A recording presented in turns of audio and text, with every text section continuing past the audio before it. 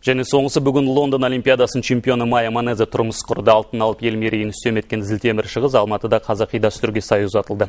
Чемпион қызын тойында болып қайтқан Әсем Изат қызы тарқатсын. Қазақ тойларының ішіндегі ең маңыздысы әрі мұңлысы ол қыз ұзату. Чемпион қыздың тағдыр қосып таңдаған жары Вячеслав есімді мына жігіт. Қыздың бөлмесіне кірмес бұрын күйеу жігітке қазақтың дәстүрінше арқан тартылды, шашу шашылды.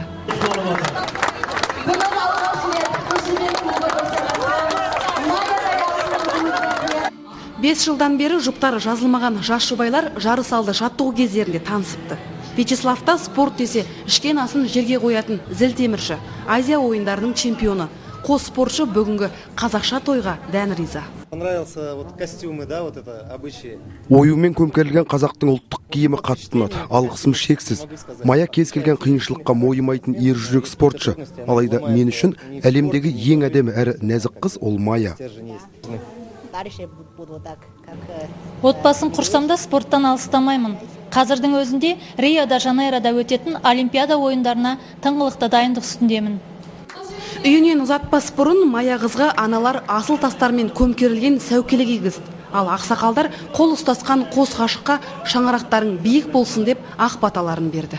Құтты болсын қадамың, тыныш болсын заманың.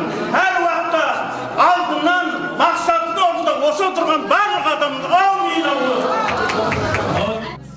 Қазақта сыңсу айтпай ұзату той өтпейді. Бүгінгі мерейде де сол ата дәстүр орындалды.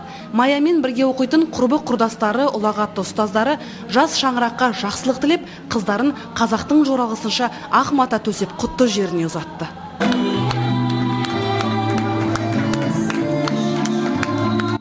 Әсем Изат қызы Талғат Бекпенбет, ұлттық арна.